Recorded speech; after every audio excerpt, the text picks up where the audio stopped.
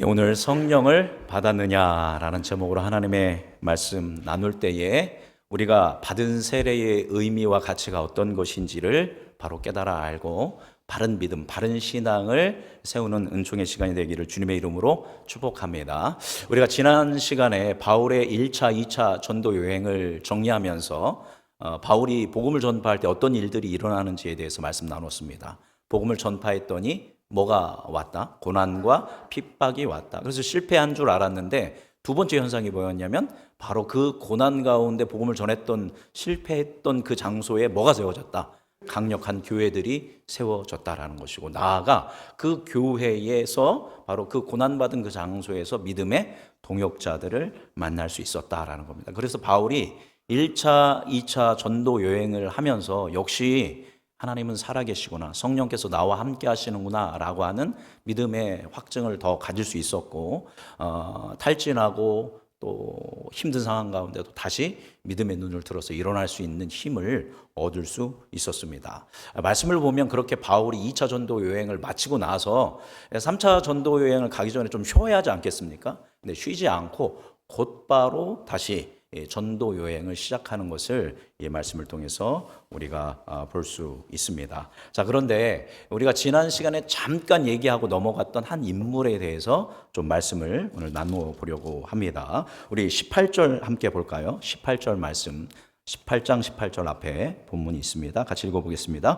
바울은 더 여러 날 머물다가 형제들과 작별하고 배 타고 수리아로 떠나갈새 브리스길라와 아굴라도 함께 하더라. 바울이 일찍이 서원이 있었으므로 갱그라에서 머리를 깎았더라. 아멘. 이제 2차 전도 여행을 끝나고 고린도에서 떠날 때 누구랑 함께 했대요? 브리스길라와 아굴라가 함께 떠났습니다. 그래서 갱그라에서 머리를 깎은 다음에 이제 간 곳이 어디냐면 19절 같이 읽어보겠습니다. 19절. 에베소에 와서 그들을 거기 머물게 하고 자기는 회당에 들어가서 유대인들과 변론하니, 이제 에베소에 도착했어요. 1차 전도, 2차 전도 여행 때 마무리를 하면서 이제 그들은 이제 브리스길라와 아굴라를 에베소에 머물게 하고 바울은 회당에서 유대인들과 변론하게 됩니다. 자, 20절 읽어보겠습니다. 여러 사람이 더 오래 있기를 청하되 허락하지 아니하고 작별하여 이르되, 자, 21절 계속 넘겨주시기 바랍니다. 작별하여 이르되 만일 하나님의 뜻이면 너희에게 돌아오리라 하고 배를 타고 에베소를 떠나. 그래서 에베소에서 회당에서 이제 복음을 전하니까 많은 사람들이 이제 감동을 받았지만 이제 바울이 지금 내가 돌아가야 한다. 만약에 하나님의 뜻이면 내가 돌아오겠다라고 약속을 하고 떠나게 됩니다. 자, 그 다음 말씀 22절 같이 읽어보겠습니다. 가이사라에 상륙하여 올라가 교회의 안부를 물은 후에 안디옥으로 내려가서, 그래서 이제 가이사라에 와서 이제 파송했던 교회인 안디옥으로 내려가게 됩니다. 이렇게 해서 이제 잠깐 쉬었다가 안디옥에서 23절을 보면, 23절 읽어볼까요? 얼마 있다가 떠나 갈라디아와 부르기아 땅을 차례로 다니며 모든 제자를 굳건하게 하니라. 그러니까 2차 전도여행 끝나고 얼마 있다가, 그죠? 뭐를 시작하는 겁니까? 3차 전도여행을 시작합니다. 그래서 갈라디아 지역 가고 부르기아 땅을 차례로 다니면서 모든 제자들을 어떻게 했다? 굳건하게 세우면서 바울이 전도여행을, 3차 전도여행을 시작합니다. 정말 바울은 표대를 향하여서 달려가는 하나님의 은혜와 예수 그리스도의 그 구속의 사랑에 감격해서 자기에게 주어진 소명을 뼈가 부서지도록 그렇게 충성했던 그런 믿음의 사람인 것을 이 본문 말씀을 통해서 우리는 볼 수 있습니다. 그 다음 24절에서 28절에 부록처럼 들어온 얘기가 있습니다. 여러분, 아까 에베소 나왔죠, 그죠? 에베소에서 누구를 남겨뒀다고 했죠? 브리스길라와 아굴라를 남겨두었습니다. 그래서 브리스길라와 아굴라가 에베소에서 열심히 이제 전도 생활을 하고 회당에서 말씀을 듣고 있는데 한 젊은 청년이 아주 복음을 강력하게 증언하는 것을 듣게 됩니다. 그 청년이 누구냐? 우리 24절 같이 읽어볼까요? 읽어보겠습니다. 알렉산드리아에서 난 아볼로라 하는 유대인이 에베소에 이르니 이 사람은 언변이 좋고 성경에 능통한 자라. 이름이 나왔네요. 이름이 뭐예요? 아볼로라는 사람입니다. 우리가 아볼로에 대해서 이제 다룰 시간 많지는 않을 것 같아요. 그래서 오늘 아볼로라는 인물에 잠깐 다루면 어디 출신이래요? 알렉산드리아. 알렉산드리아는 뭐냐면 이집트의 큰 도시입니다. 로마 시대 때 그 로마에 필적할 만한 도시가 이집트의 알렉산드리아라는 도시입니다. 이 알렉산드리아는 7대 불가사의 중에 하나인 대도서관이 있는 그런 곳이었습니다. 철학과 신학과 역사가 가득한 이 알렉산드리아라는 도시에서 태어난 아볼로는 어렸을 때부터 그 모든 것을 학문들을 섭렵했습니다. 그래서 그 사람이 뭐가 뛰어났대요? 언변이 좋았다는 겁니다. 말을 굉장히 유창하게 잘 했습니다. 수사학을 공부했기 때문에 그리고 논리학을 공부했기 때문에 사람들을 말로 어떻게 설득하는지를 너무 잘 알고 있었어요. 그래서 설교를 하고 웅변을 하며 막 사람들의 마음을 움직이는 언변이 좋은 청년이었습니다. 말도 잘하는데 모두 능통하대요. 성경에도 능통합니다. 참 부러운 것 같아요. 젊은 사람이 말도 잘하고 모두 능통해요. 성경 구약 성경 39권에도 아주 능통한 암송을 하고 그것을 통해서 놀라운 진리를 깨닫는 이런 멋진 그런 젊은이가 아볼로였습니다. 자, 25절 같이 읽어볼까요? 25절 읽겠습니다. 그가 일찍이 주의 도를 배워 열심으로 예수에 관한 것을 자세히 말하며 가르치나 요한의 세례만 알따름이라. 아멘.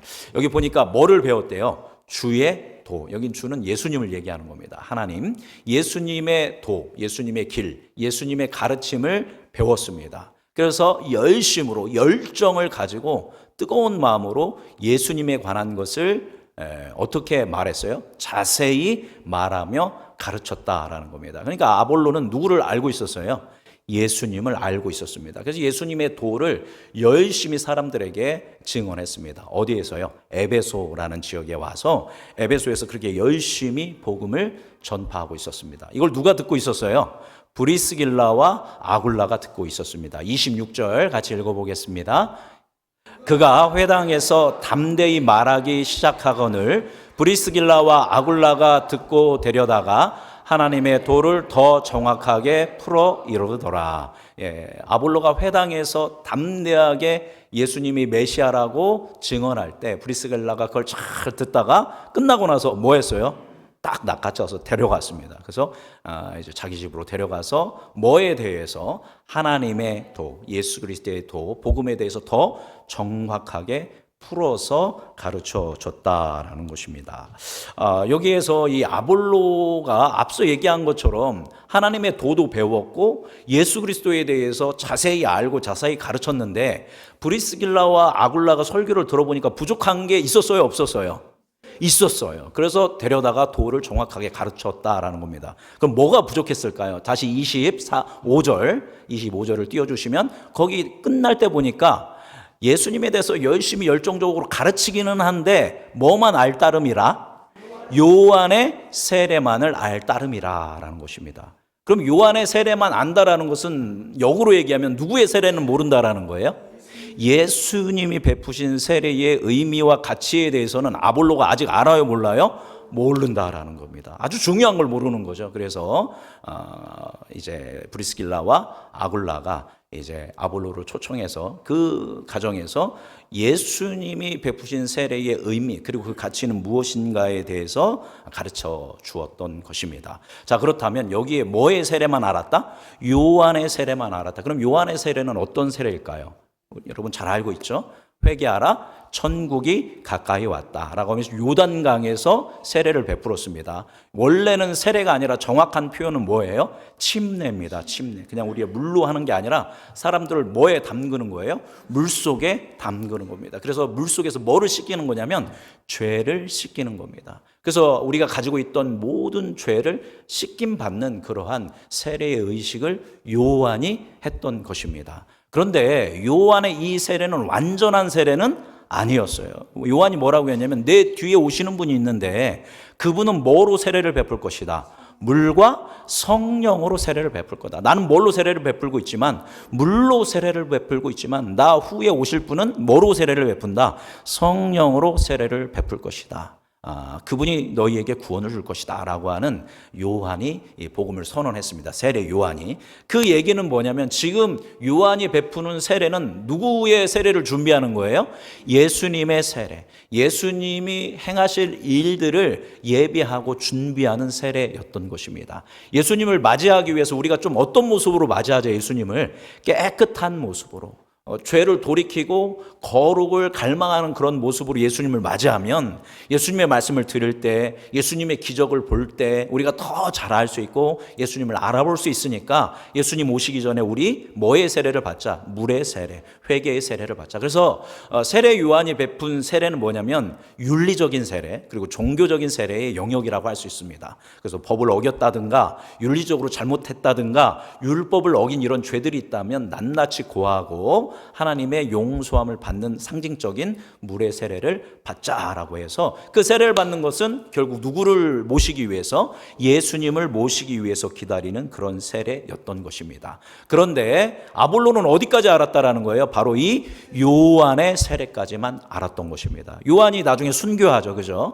그런데 그 요한의 바통을 누가 이어받냐면 예수님이 이어받습니다. 그래서 예수님도 처음에 선포할 때 뭐라고 하냐면 천국이 가까웠다, 그죠? 회개하고 복음을 믿어라라고 세례 요한이 전했던 복음을 그대로 증언했습니다. 그래서 어떤 사람들은 예수님이 세례 요한의 제자였을 거다 이렇게 보는 그런 학자들도 있습니다. 뭐 정확한 표현은 아니죠. 그러나 그러한 경향성을 가지고 있었을 때 아볼로는 이 요한의 세례를 알고 있었고, 그래서 메시아가 오시기를 기다리면서 우리가 준비해야 한다는 의미에서 요한의 세례를 아마 아볼로도 받았고 베풀었을 겁니다. 그리고 누구에 대한 소식도 들었어요? 예수님에 대한 소식도 들었어요. 그래서 요한이 기다렸던, 요한이 예언했던 그 메시아가 누구다?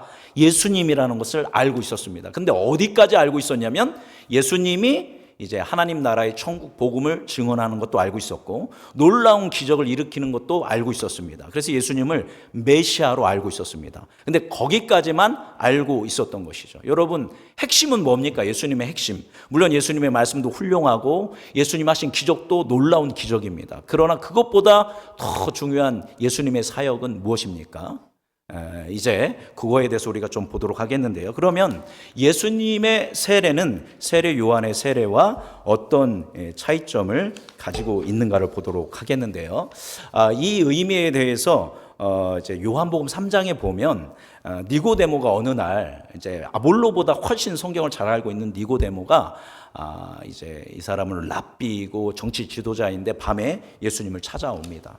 그러면서 어떻게 하면 구원을 받을 수 있는지 예수님께 그렇게 문의하기 위해서 왔을 때 예수님이 거듭나지 않으면 하나님의 나라로 들어갈 수가 없다. 그럼 어떻게 거듭날 수 있습니까? 하니까 예수님이 무엇과 무엇으로? 물과 성령으로 거듭나지 않으면 하나님 나라에 들어갈 수 없다라고 이야기하셨습니다. 다른 말로 하면 물과 성령으로 뭐를 받아야 한다는 거예요? 세례를 받지 않으면, 다시 태어나지 않으면 하나님 나라에 들어갈 수 없다라고 이야기하십니다. 그러면 물과 성령으로 거듭난다라는 의미는 무엇인가? 이거에 대해서 예수님이 자세히 설명해 주신 것이 니고데모에게 또 우리에게 설명해 주신 것이 요한복음 3장 16절입니다. 유명하죠. 하나님이 세상을 이처럼 사랑하사 독생자를 주셨으니 이는 그를 믿는 자마다 멸망하지 않고 영생을 얻게 하려 하심이라. 물과 성령으로 거듭나는 것, 물과 성령으로 세례를 받는 것은 하나님이 우리를 구원하기 위해서 보내신 독생자이신 예수 그리스도를 믿는 사람은, 그죠? 뭐를 받게 된다? 영원한 생명을 얻게 된다라는 것입니다. 자, 그러니까 물과 성령으로 거듭나 세례를 받는 사람은 누구의 이름으로 세례를 받습니까? 예수 그리스도의 이름으로 세례를 받는다라는 겁니다. 세례를 받는다라는 것은 예수님을 나의 구원자로 받아들인다는 의미인 것입니다. 단순하게 죄에서 돌아서는 것이 아니라 예수 그리스도를 통하여 하나님께로 돌아가는 것입니다. 예수님의 십자가의 대속의 죽으심과 그리고 우리에게 영원한 생명을 주시는 이 부활의 사건을 통해서 예수님을 나의 구원자라고 고백하는 이런 사람이 바로 성령으로 세례를 받은 사람이고, 이런 사람이 비로소 이 신앙 고백 위에 가시적인 성례전인 물 세례를 받게 되는 것입니다. 자, 그래서 그런데 아볼로는 어디까지만 알고 있었어요? 바로 요한의 세례까지만은 알고 있었다라는 겁니다. 다른 말로 하면 요한은 예수님이 고난당하시고 십자가에 못 박혀서 대속적인 죽음을 죽으신 것에 대해서 알아요, 몰라요? 그 의미를 잘 모릅니다. 당연히 죽으신 것에 대한 의미를 모르니까 뭐의 의미도 모릅니까? 부활하신 의미도 모릅니다. 그리고 예수님이 부활하셔서 40일 동안 500명의 성도에게 나타나셨죠. 그래서 부활을 증거하신 다음에 이제 뭐 하십니까? 승천하십니다. 승천하신 이유가 있어요. 그죠? 영광을 회복하셨지만 예수님이 승천하셔야 누구를 보낼 수 있습니까? 성령 하나님을 보낼 수 있습니다. 예수님이 승천하시고 10일 후에 오순절에 뭐가 임하냐면 성령이 120명의 성도에게 임하고, 그러면서 강력한 기름 부으심을 통해서 하나님의 교회가 이제 태어나고, 이제 이들이 성령의 이제 도우심으로 말미암아 하나님의 나라, 하나님의 교회가 확장되어져 가는 역사가 일어난 것입니다. 그런데 어떤 전차였는지 모르지만 이 아볼로가 가지고 있는 정보는 세례 요한의 사역, 그리고 그 바통을 이어받은 예수님의 사역과 말씀들까지는 알았지만 그 이유는 몰랐던 거죠. 그러니까 브리스길라와 아굴라가 아볼로를 데려다가 전한 도는 누구에 대한 도를 전한 거예요? 바로 예수 그리스도의 우리의 대속의 십자가, 그리고 우리에게 영생을 주는 부활의 사건, 승천하시고 이제 우리에게 뭐를 보내주셨다? 성령을 보내주셨다라는 것을 잘 하나하나 의미 있게 가르쳐 주었던 것입니다. 이전에 아마 아볼로가 예수님이 우리의 메시아다, 우리의 구원자다라고 설교는 했지만 아마 뭔가 2% 부족한 뭔가를 느꼈을 거예요. 이런 기적도 일으키고 이런 놀라운 말씀도 주었지만 정말 우리의 메시아가 맞을까? 이런 의문이 아마 아볼로에게 있지 않았을까 그렇게 생각을 합니다. 그런데 누구의 이야기를 듣고 보니까 브리스길라와 아굴라가 이 예수 그리스도의 복음의 핵심에 대해서 이야기를 해주니까 뭐가 딱 맞았냐면 퍼즐이 딱 완전하게 맞춰진 겁니다. 그러니까 그의 심령이 뜨거워지면서 내가 나아가서 복음을 증언해야겠다라고 하면서 27절 같이 읽어보겠습니다. 27절 읽어볼까요? 아볼로가 아가야로 건너가고자 하므로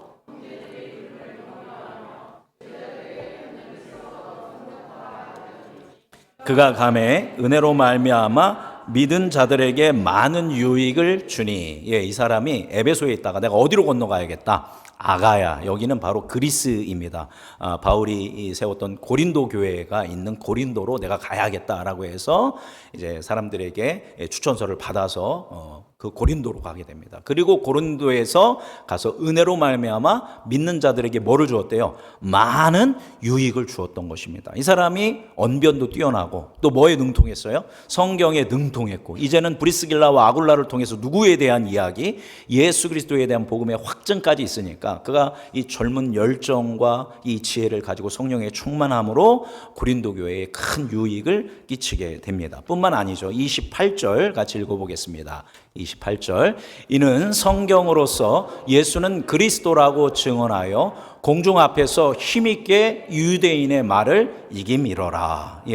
바울은 조금 막 이렇게 하다가 나가서 이제 좀 이렇게 했는데 아볼로는 그러지 않았어요. 이 성경에 능통하여서 예수님이 메시아라고 증언하면서 공중 앞에서 누구를 이겼어요?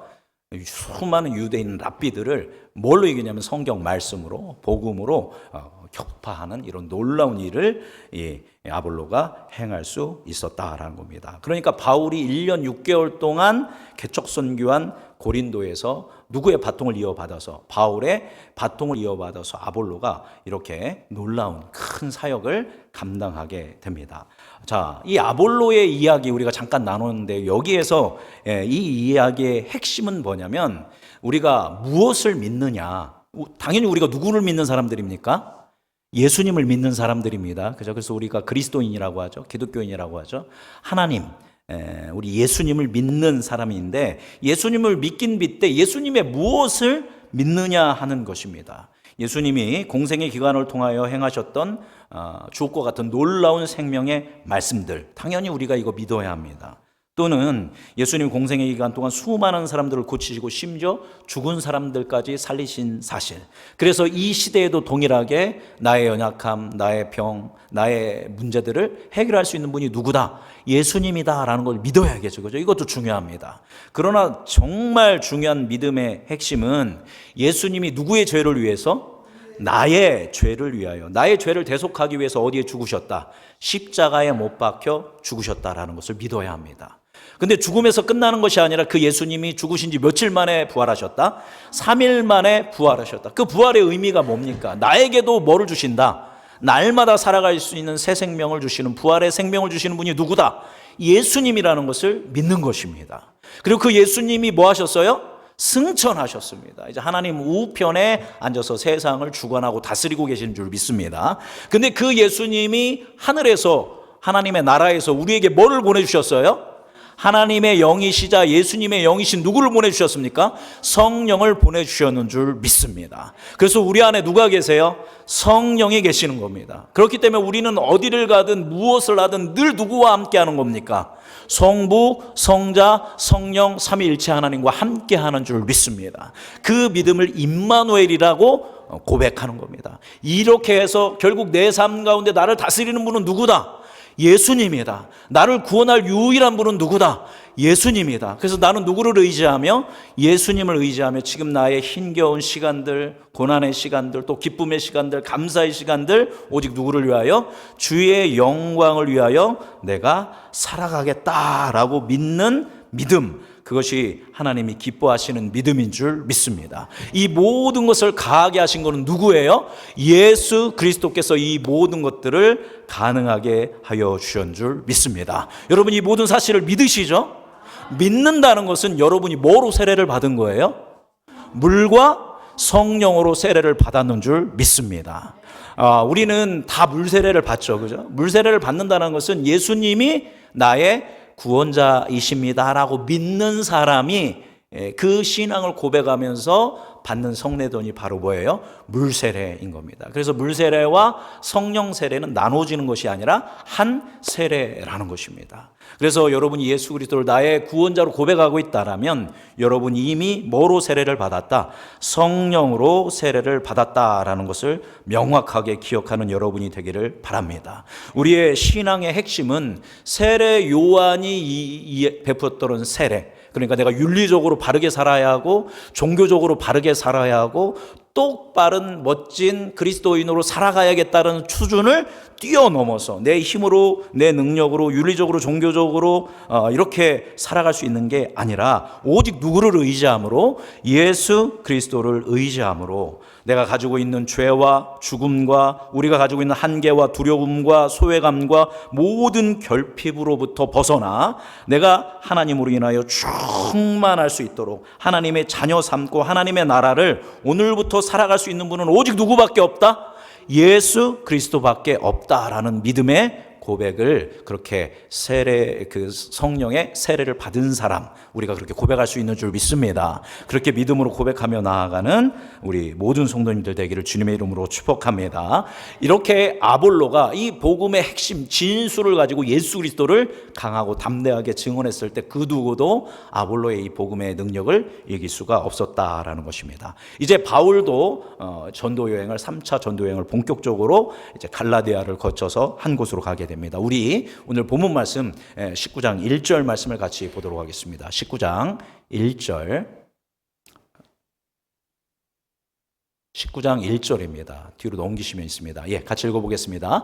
아볼로가 고린도에 있을 때에 바울이 윗지방으로 다녀 에베소에 와서 어떤 제자들을 만나. 자, 아볼로는 어디로 갔어요? 고린도로 갔어요. 바울의 바통을 이어받았고 바울은 어디로 왔대요? 에베소로 왔습니다. 아볼로가 있던 에베소로 이제 바울이 왔습니다. 왔더니 누구를 만났습니까? 어떤 제자들을 만났어요. 여러분 유대인들한테 제자라고 말합니까? 안 합니까?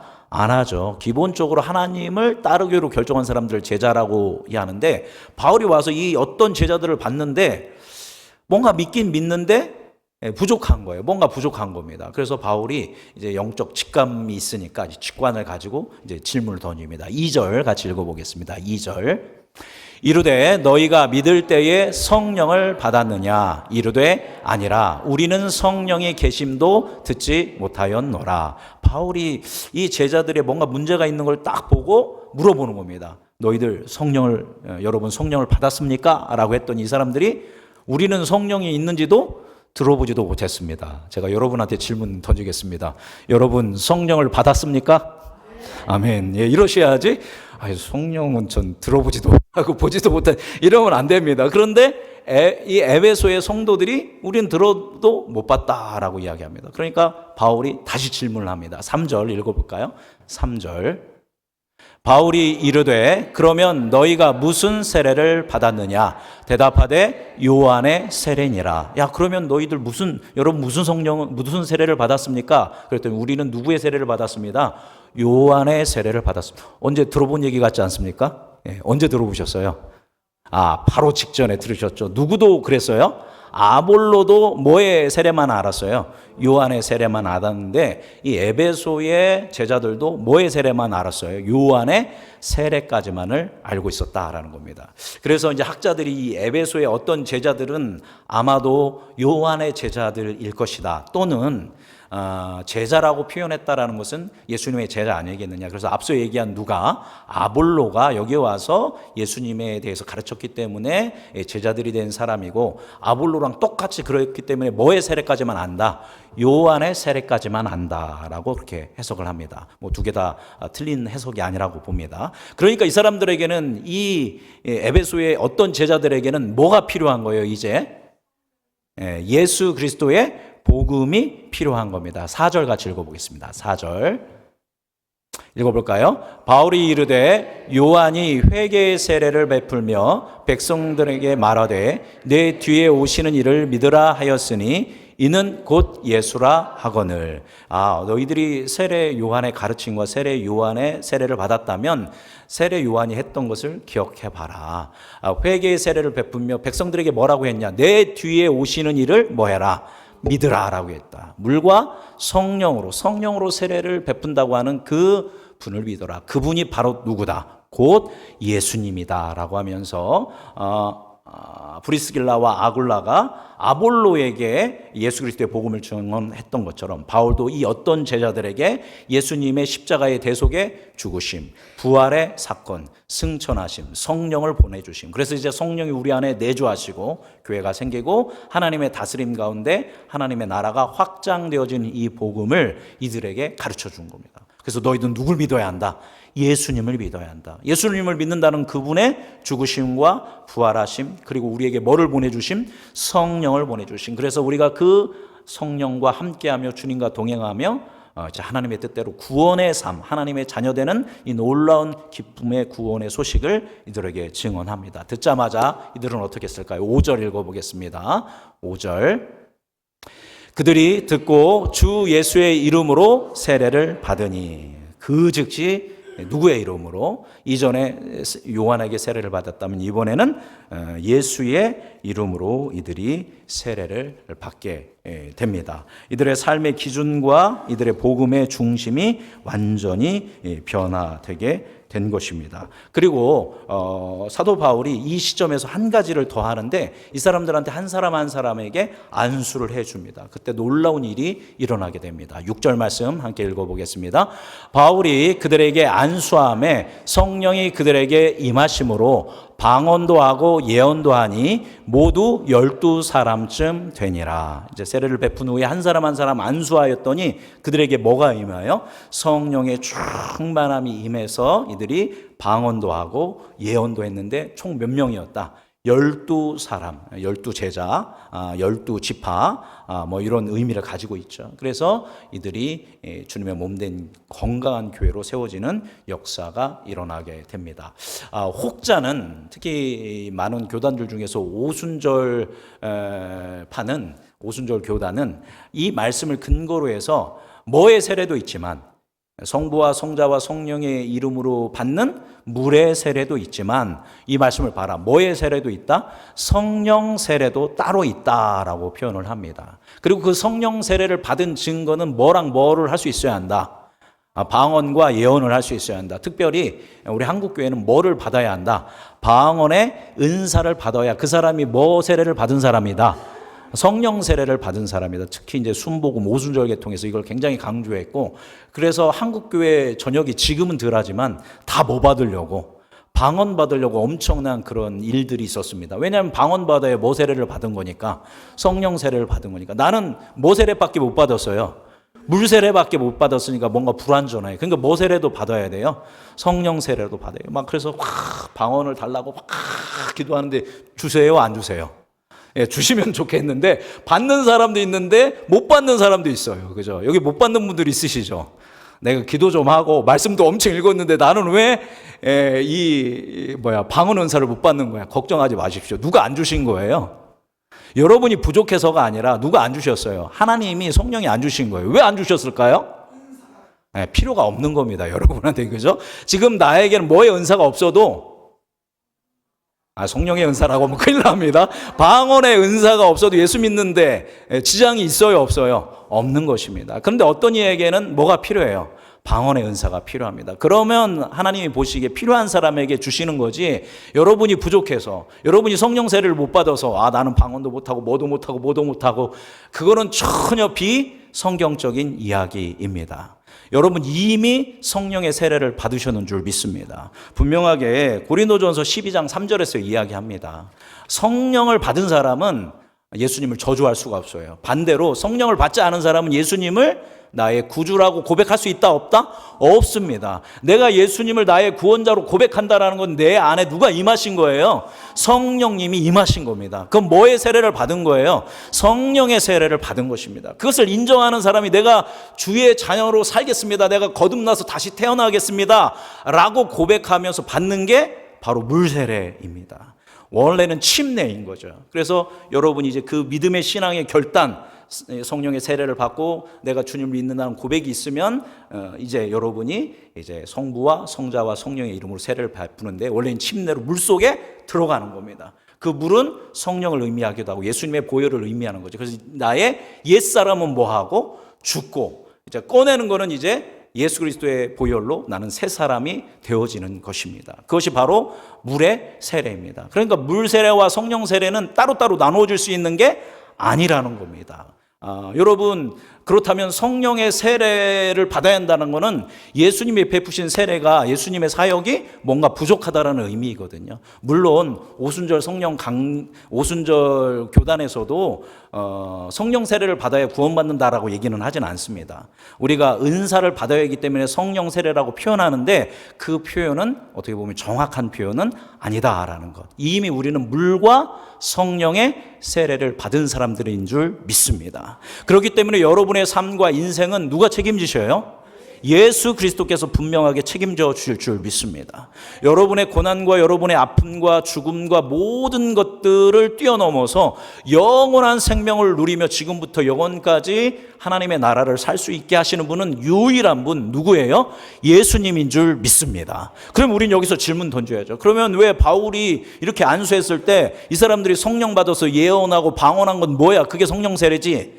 여러분, 그거는 바로 예수님이 하셨던 모든 복음의 말씀들이 진리라는 것을 보여주는 표적과 이적이다라는 겁니다.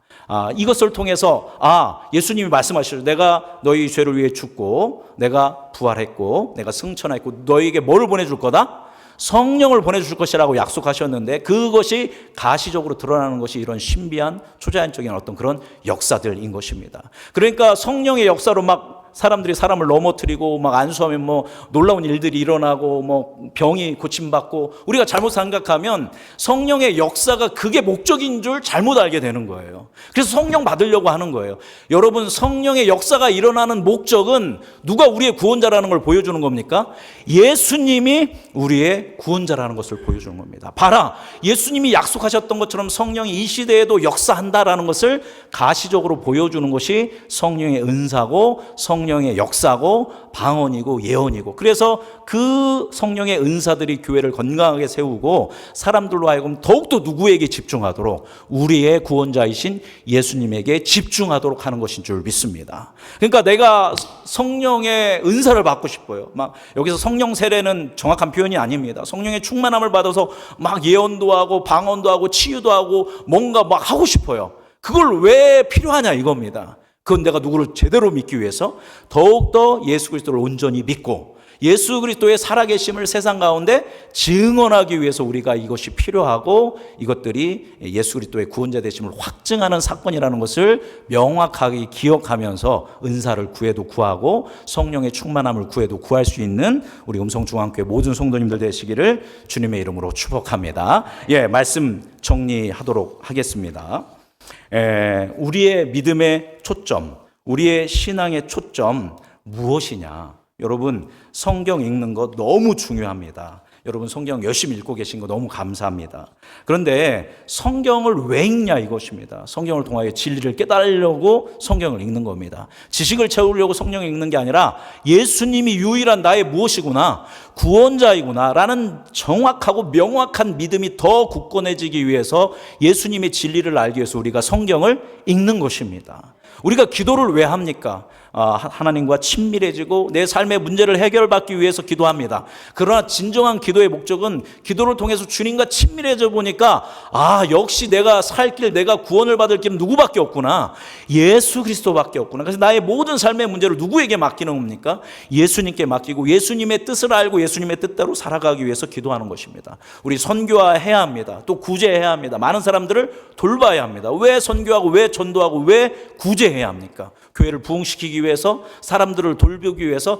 정확한 목적은 하나님을 모르는 사람들에게 예수님이 우리의 구원자라는 것을, 내가 경험한 그 구원자를 증언하기 위해서 우리가 전도하고 선교하고 구제의 사역을 감당하다라는 것입니다. 그렇게 우리가 성경을 읽고 기도하고 선교하고 구제하고 일상 속에서 그리스도인으로서의 삶을 살아갈 때 변화가 일어납니다. 먼저 누가 변화가 되겠어요? 내가 변화됩니다. 내가 변화되니까 그 다음으로 가정이 변화되고 교회가 변화되고 일터가 변화되고 지역과 사회와 민족과 열방이 변화되는 줄 믿습니다. 우리가 다음 주에 보면 알겠지만 그렇게 이 12명의 에베소의 성도들이 그리고 바울과 함께 하나님의 이 복음을 들고 예수 그리스도의 복음을 듣고 복음 안에 세워지니까 어디가 변화시기 시작했을까요? 에베소라는 그 교회가 놀랍게 이 지역이 변화되면서 사회 변혁 운동으로 확장되는 것을 볼 수 있습니다. 오늘 말씀 기억하면서 나는 뭐의 세례를 받은 사람이다? 성령의 세례를 이미 받은 사람인 줄 믿습니다. 우리의 구원자 되신 예수 그리스도를 바라보며 믿음으로 오늘의 삶을 살아가서 지금부터 영원까지 나를 구원하신 주님 안에서 강하고 담대하게 영향력 있게 생명력 있게 복음의 증인으로 살아가는 우리 음성중앙교회 모든 성도님들 되시기를 주님의 이름으로 축복합니다. 기도하겠습니다. 살아계신